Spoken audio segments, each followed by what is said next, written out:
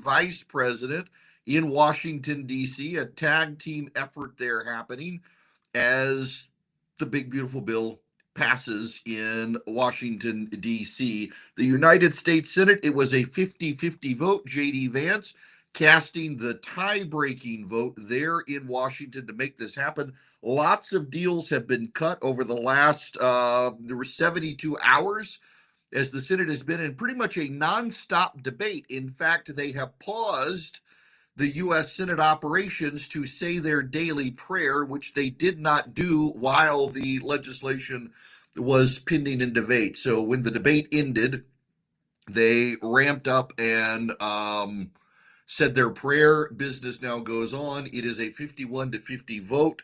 All the Democrats opposed. A handful of Republicans opposed to the legislation as well. John Thune, a short time ago, said they had a final deal. They got that deal, and they went to the floor with a vote. It's a big win for Donald Trump. It's a big win for John Thune, who was able to get it done. Mitch McConnell and Lisa Murkowski both voted yes. Mitch McConnell shook hands with Lisa Murkowski, patted her on the back, and then she stood and cast her yes vote. Susan Collins voted no. Rand Paul voted no. Tom Tillis voted no. But it doesn't matter. They got the votes. After it was over, Angus King, the Democratic independent from Maine, walked out of the chamber, turned to Republicans and said, "Shame, shame on you. This is the most disgusting vote I've ever been in my life." Bernie Moreno of Ohio then went to complain to the clerk about Senator Angus King's behavior. It doesn't matter. The vote is done. The Senate has passed it. J.D. Vance with his tie-breaking vote. Now it goes back to the House. The president is now signaling, you should know, that there's going to be a possible bit of a pause on this legislation as the House considers it, because there are 5 to 10 members of the House of Representatives who are not sold on it. Most of them House conservatives. They're not sold on some of the Senate changes. One thing for you guys to know, for the Second Amendment supporters out there, the fees on suppressors has been reduced to 0. Now, the National Association of Gun Rights wants other legislation put in here, but the Senate parliamentarian ruled that it was policy, not budget-wise. The tax issue was a budget thing, so that could go through. Gun rights activists upset. Social Security advocates are happy. I just pushed out, as the vote was going and as I was coming on here, I pushed out the show notes today. It's not behind the paywall. If you text Eric, E-R-I-C-K, to 33777, click the first link, go to the show notes. You can see for yourself the show notes, and you can see that there actually was language they put into the legislation, and that language actually helps. That language raises a deduction for Social Security. Let me give you this. This is from the Wall Street Journal. The tax savings for a married couple with $100,000 of income could be about $1,600 a year under the Senate plan. It amounts to a bit less than half the savings if there were no income tax on Social Security benefits. Under the House plan, they would save around $1,200. Under the Senate proposal, 88% of people 65 and older wouldn't pay income taxes on Social Security, the White House says. Currently, 64% don't pay. Neither group includes Social Security recipients 64 and below who wouldn't get a tax break. So if you're over 65 and you get Social Security, you will get a tax break on your benefits. Now, a lot of people are still scrambling to figure out what's actually in the legislation, what will be there. The Wall Street Journal has a piece on the renewable energy sector. The Senate's latest version caught the renewable energy sector off guard with a new tax on wind and solar projects that, together with the quick end of lucrative tax credits, would devastate the industry. Clean energy companies said the U.S. risks a slowdown in power delivery during the global artificial intelligence race by ending the tax credits that were part of former President Biden's Inflation Reduction Act. The U.S. is poised to seed advances in technologies from solar panels to batteries to electric vehicles to China. Now, that's a big fear scenario from these guys. It is a big loser. The tax would apply to wind and solar projects completed after 2027 if those projects use a certain percentage of components from China. Meanwhile, large-scale wind and energy projects would qualify for tax credits only if placed in service by the end of 2027. Joni Ernst, Chuck Grassley, and Lisa Murkowski proposed repealing the excise tax proposal and delaying the phase out of the credits by maintaining them for projects that begin construction by the end of 2027.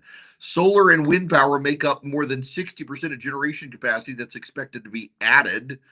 The president prefers a coal and natural gas and nuclear. Now, U.S. factories are expected to be a winner here. The proposed wind and solar excise tax could offer salvation to companies that have invested in U.S. factories for wind, solar, and battery.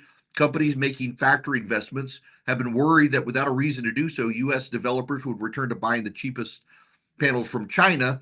Well, U.S. manufacturers for wind and solar are going to get big tax breaks.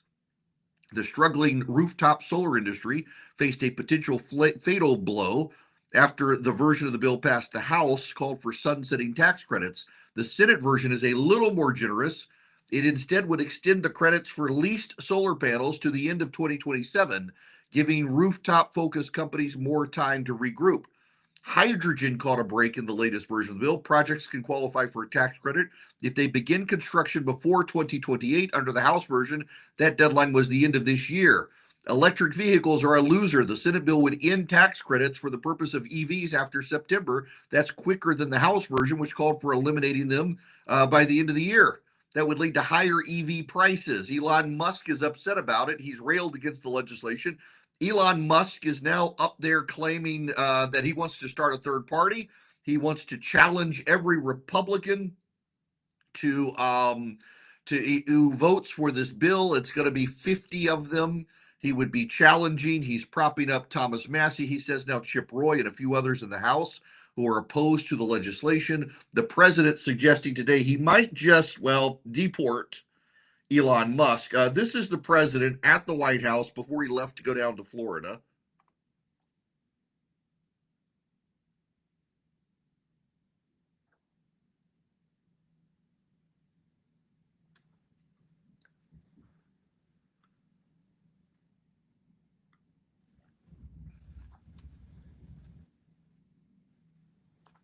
Yeah, the president is suggesting he's going to look into deporting Elon Musk if he doesn't shut up. Elon Musk went on another tirade last night about the legislation, condemning the legislation, among other things. And the president is not backing down from this. Elon Musk's friends apparently are trying to intervene with Elon Musk to get him to calm down. He doesn't seem to want to calm down. A lot of Democrats are angry about this. Now, Medicaid work requirements were expanded in the legislation, just so you know. That legislation will be affected. Rand Paul, Tom Tillis, Susan Collins joined the Democrats to vote against it. Lisa Murkowski's vote was needed. They gave her some carve outs of things. Listen to this. This is how they cut the deal here. Lisa Murkowski was upset about some alterations to SNAP benefits and Medicaid. The Republicans literally carved out Alaska, giving her an exemption on Medicaid. They reworked some of the SNAP language to be able to help Lisa Murkowski in Alaska. So she voted for it because Alaska now gets special treatment in the legislation that was needed to get Lisa Murkowski's vote. There were a lot of deals cut in this legislation. It's not good legislation, but they managed to get it through. Of course, the Democrats are upset. The New York Times headline right now, I kid you not, is Republican bill puts nation on new, more perilous fiscal path. Really. That's where the New York Times lands on this. The legislation Republicans passed through the Senate on Tuesday stands apart in its harm to the budget. Analysts say the same ones who have said all sorts of terrible things about Donald Trump, and probably the same ones who believed Hunter Biden's laptop was Russian disinformation. Not only did an initial analysis show it added at least $3.3 trillion to the national debt over the next 10 years, making it among the most expensive bills in a generation, but it would also reduce the amount of tax revenue the country collects for decades. Such a shortfall could begin a seismic shift in the nation's fiscal trajectory and raise the risk of a debt crisis. There's already a debt crisis. Notice everybody knows the debt crisis is already coming. And the media is rapidly rushing to blame this on the Republicans as opposed to it is bipartisan failure. Bipartisan failure. A lot of Republicans are not happy. I'm not happy. It's not good legislation. But the alternative is a massive tax hike on the American public next year. A $50 billion rural hospital fund, Susan Collins insisted needed to be in the legislation, wound up appearing in the legislation. It is not clear if Susan Collins knew it was in the legislation. She voted against it. She got what she wanted. She might not have known at the end of the day that it was in there. Nonetheless, Maine gets a win here that otherwise would not have gotten. It's a convoluted, messy piece of legislation. JD Vance just tweeted massive tax cuts, especially no tax on tips and overtime, big money for border security, a big win for the American public. This is the selling point. So now the Republicans need to get out there to the working class and sell this. They got to say no tax on tips. They got to say no tax on overtime. They've got to sell those points. They got to make the case that Medicaid reforms apply only to single people who don't have jobs. They're expected to get jobs and they don't have disability. But can it pass the House? That's now the big question. Can it pass by July 4th? I don't know the answer to that. There are enough objections from some Republicans in the House of Representatives that I'm not exactly sure they're going to be able to get it done this week. They're certainly going to try to get it done this week. They want to get it done this week. Whether or not that happens, I don't know. I don't know if they can. I'm trying to read the tea leaves here. The Republicans in the House think they're going to be able to pull enough votes over. A lot of the people who say they're no will wind up voting for it ultimately. In fact, there's an ongoing effort by some people who don't want it to pass to shame Republicans who've been vocally opposed to it for then winding up voting for it. But I think those people in their districts are going to get rewarded for voting for it. So Chip Roy very adamantly opposed to it, but will he change his mind if this is the best they believe they can do? I don't know. Chip doesn't seem to really care whether he wins or loses. He's there for the fight. This is the fight to be had. Will it make a difference? I don't know. What I do know is this. JD Vance will now come 2028 having cast the tie-breaking vote for this. It will be a defining moment for him as he seeks the presidency and Democrats try to wrap it around him. What I also know is that Republicans, if they get out on the ground right now this weekend and start selling no tax on tips, no tax on overtime, no tax on Social Security, if they sell those things, they're probably going to be able to turn some people around towards them on the legislation. But Republicans have been terrible about selling the legislation. At the end of the day, though, it is a budget busting behemoth that's going to raise the national debt. And people are concerned about the national debt. And Republican accounting gimmicks only make it look like they're doing something when they're really not. That's the truth.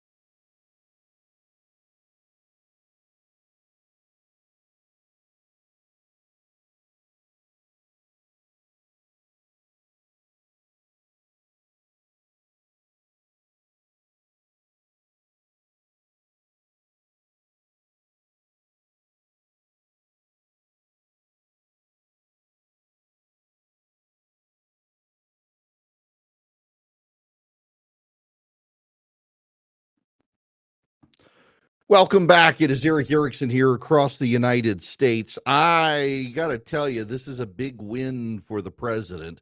And the media has been playing up very hard the polling angle on this. That Americans do not like the bill. Harry Hinton on CNN had a piece yesterday. He said that Americans really, really, really, really, really, really hate this legislation. I'm with them. I think it's a terrible piece of legislation. But I also think the president himself is going to be able to say that he kept taxes from going up, got no tax on tips, no tax on overtime, and reduced the tax burden on Social Security benefits. And the president can sell that. I also have a sneaking suspicion, despite all the hype about how people hate this legislation, that it is July 1st, 2025, and I'm just not sure that when people go vote in November of 2026, that they're going to say, I'm voting against the GOP because of the legislation that was passed in July of 2025. Now, the upside here is if the legislation is able to forestall a recession, able to keep us out of a recession, that might actually help the president. That might actually help the Republicans because there are real concerns about a recession coming. In fact, Jerome Powell, the Federal Reserve, says they're still going to wait on the issue of whether or not to raise interest or lower interest rates because they still want to see how tariffs play out. This could buy time for the economy, knowing businesses now have 5 years to plan under no tax increases. Now, Americans for Prosperity has been fighting the fight to get this legislation across the finish line, and they would love to have your help in growing their army of activists who call for common sense conservative reforms as this legislation moves back to the House of Representatives, and there's disagreement there. If you go to AmericansForProsperity.org today, you can sign up with Americans for Prosperity. They're the largest leading grassroots group in the country. They're on the right. They would love to have you join their army of activists. AmericansForProsperity.org is the website. They are on the right side. They fight for families. They fight for small businesses. They fight for individuals. They fight for a reduced regulatory environment, common sense conservative reforms with taxes, and for school choice. And they're growing their army of activists, anticipating a big fight next year for the midterms. They want you on their side. AmericansForProsperity.org is the website. AmericansForProsperity.org. I'm on their board of advisors. We'd love to have you at Americans for Prosperity.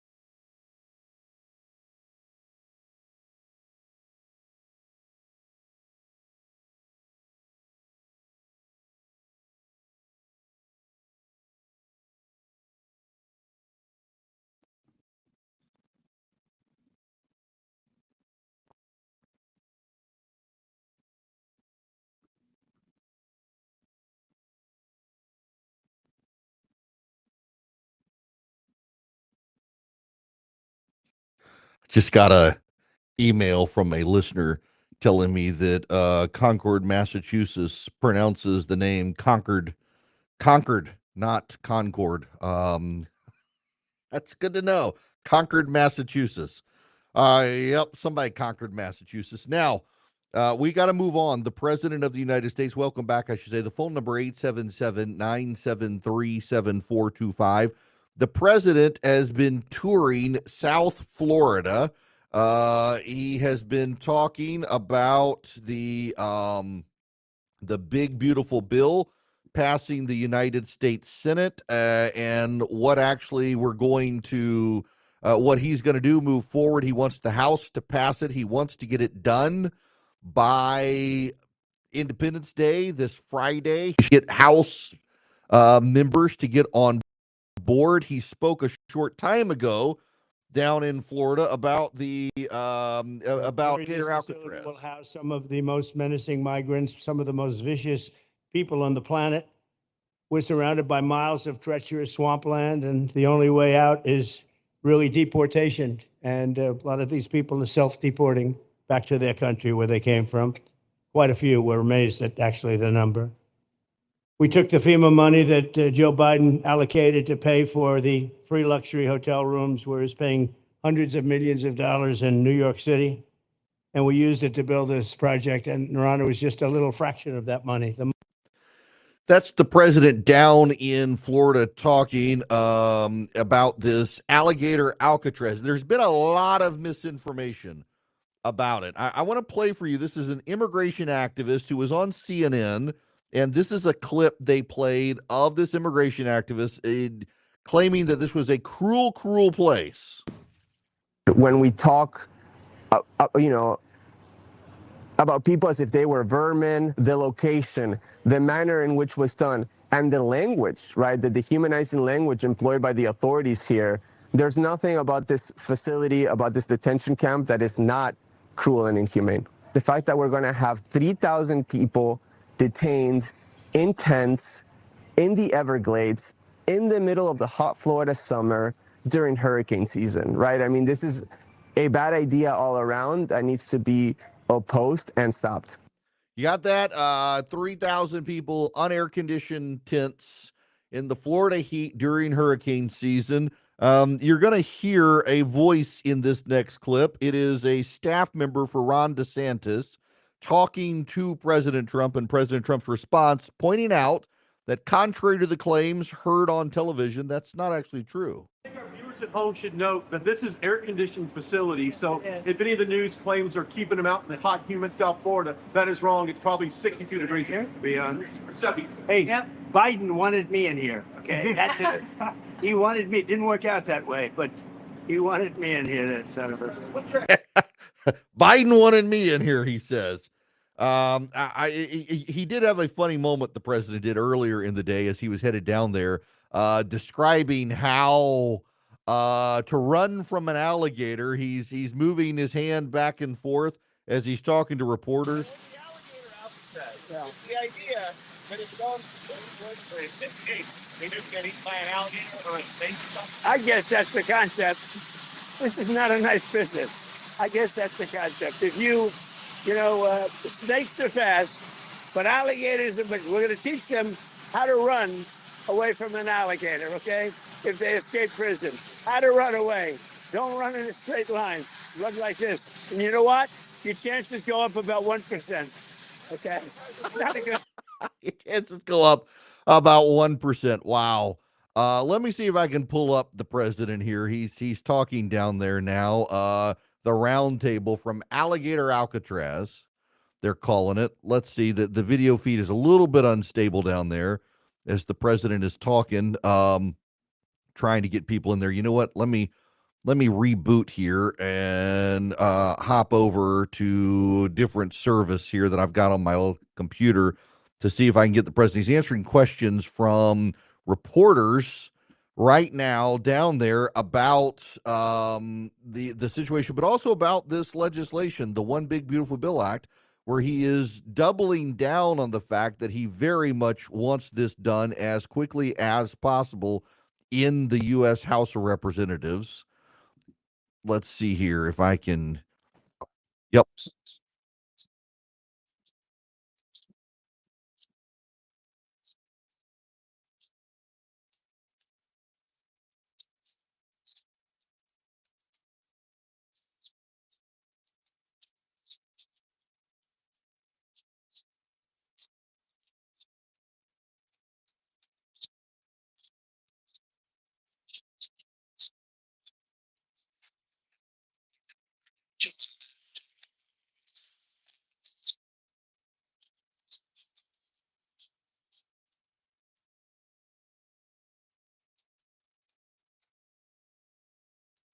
It's a good question there. We'll get to the Syria thing. I've got Syria in the show notes. We'll get to it, but y'all, I don't have a problem with alligator Alcatraz as they're calling it, and I don't think the American people do either. I saw somebody, I think it was David Marcus on social media, made a point that the media sensationalizes the things that Donald Trump does to get people angry, and then when people start asking questions, the people realize I actually kind of like the idea.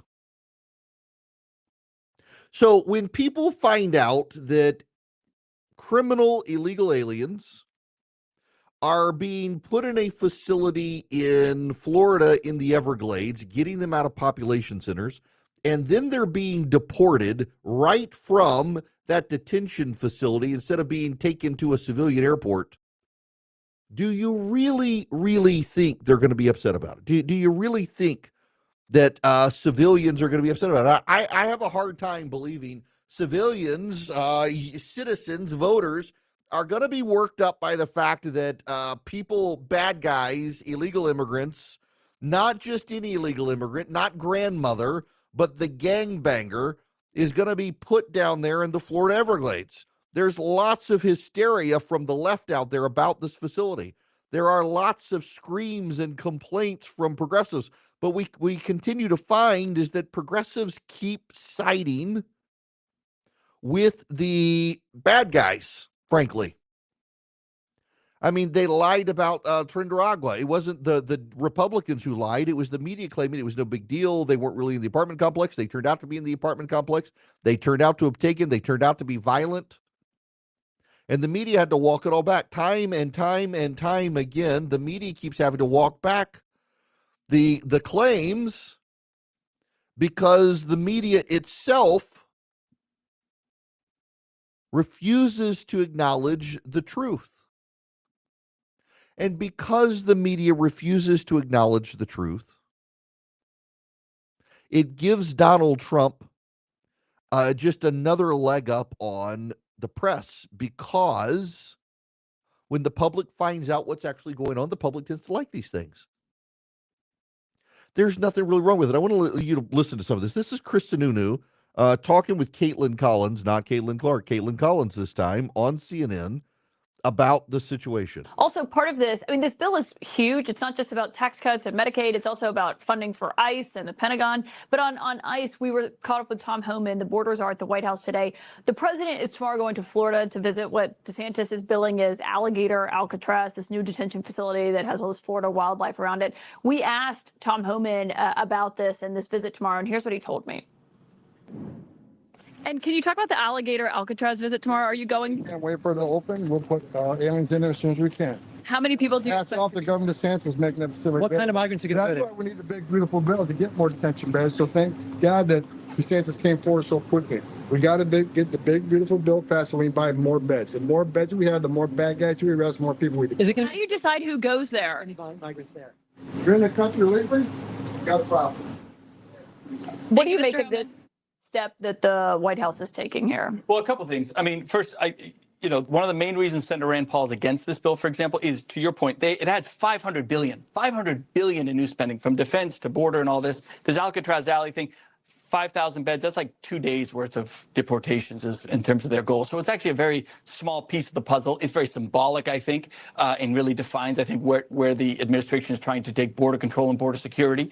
I don't mind it. I want to see, I think a lot of people would agree, an immigration reform bill. I think the Republicans have an awesome opportunity to do a good, smart, conservative immigration reform bill. I tell them all the time, if you don't do it, eventually the Democrats will be in charge and they'll do it, and they won't do it the way you want it. So if you wrap this up in a better package with better messaging, the American public will really understand it. And on those issues of supporting defense, closing the border and all that sort of thing, Americans want that. That's essentially why they voted Trump in. It's this Medicaid stuff that they were told they weren't going to be bargained for, and the Republicans just haven't planned in terms of how to sell that piece of it. 5,000, with an airport to get people in and out, to process them quickly, it's not a bad idea, y'all. It's not a bad idea. Why not try something different from what has been tried? Move all the illegal immigrants into a common deportation facility, get them out of American prisons, get them out of holding facilities, get them someplace where you're going to have less Antifa to deal with. There was a video that came out yesterday from Portland, Oregon, of an ICE facility. I can't play you the video because there's so much profanity. It would just be silence. I have to cut it all. It was Antifa activists standing outside, blaring air horns and sirens through the night. Neighbors of the facility, people who live in the area, have started complaining to law enforcement about the sound from the Antifa activists, and so they've raised the volume to bother even more people. This place is in the middle of nowhere. You're going to have to go down there and fight with the pythons and the alligators to get there. People aren't going to be escaping. It's not a bad idea. They're not putting grandma down there. Now, this is going to be on the Trump administration to not make a mistake and actually accidentally put a grandmother down there. It's an air-conditioned facility with 5,000 beds. It's not outdoor tents in hurricane season with no air conditioning. Yes, there are mosquitoes. Yes, there are snakes. Yes, there are alligators. But we're sending those people out of the country to somewhere else. I don't have a problem with doing that. Is it cruel? Not really. No. A detention facility in Texas, a detention facility in LA, it's the same sort of setup. And we're sending them back home. They've had an opportunity to self-deport. Many of these people who are going to be there are violent. Many of them have come from gangs from third world countries. Many of them are up to no good while they are here. Many, maybe not all, but they're going to be deported. As Chris Sununu pointed out, it's about a 2-day occupancy there before you get deported out of the country. Quick turnaround, get you back home, make you thankful when you're there. I don't have a problem with this. There are lots of people who say we need to coddle them, we need to keep them here. It's cruel, it's cruel, it's cruel. What would Jesus do? I think Jesus would say respect the laws of the land. Render unto Caesar what is Caesar's. Treat them humbly, treat them kindly, but treat them as if they haven't followed the law, which they haven't done, and send them home. I think that's fine. Now, let me tell you about the Eden Pure Thunderstorm. You can get 3 of them. You can save $200. You can get 3 of them from EdenPureDeals.com. The discount code is ERIC3, ERICK3 at EdenPureDeals.com. No space. It's the number 3, ERIC3 at EdenPureDeals.com. It's an air purifier and it's filterless. It generates ozone, which wipes out odors. It wipes itself out, and the odors as it floats through the air. The ozone is O3 instead of O2, and it touches the ionized particles that we know as odor. It neutralizes them and the ozone, and it just completely eliminates odors. It also eliminates 99.9% of bacteria and viruses that are pulled through it. It also wipes out smoke and dust and pollen, and it's filterless. You never have to buy a filter subscription. You get 3 of them. You can hold this thing in your hand. I keep one in my travel bag. EdenPureDeals.com, EdenPureDeals.com. The discount code is ERIC3, ERICK3 at EdenPureDeals.com. Go check them out today. Get 3 of these things for your upstairs, your downstairs, your basement, your travel bag, your RV, wherever you need them. EdenPureDeals.com, discount code ERIC3.